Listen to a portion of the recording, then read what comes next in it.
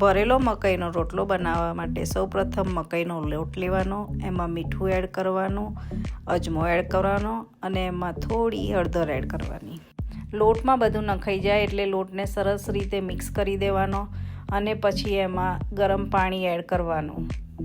ગરમ પાણી એડ કરીને પણ લોટને સરસ રીતે મિક્સ કરી દેવાનો.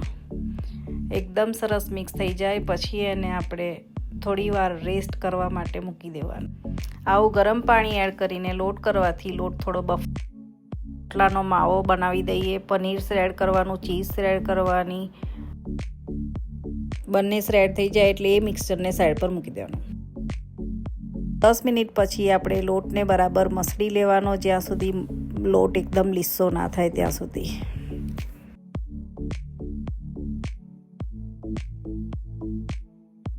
લસણની ચટણીમાં થોડું પાણી એડ કરીને લસણની ચટણીને થોડી સ્મૂથ બનાવવાની. હવે આપણી બધી સામગ્રી રેડી છે. આપણે રોટલાને સરસ રીતે ભરી લઈશું ને પછી વણી લઈશું.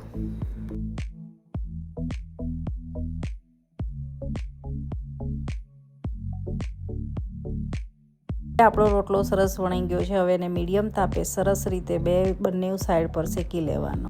આપણો રોટલો સરસ રીતે શેકાઈ જાય પછી તમે ગમે તે રીતે એને સર્વ કરી શકો છો. એ તમારી પસંદ રીતે ઘી ચોપડો કે પછી તમે એની ઉપર ચીઝ મૂકો કે ગમે તે રીતે.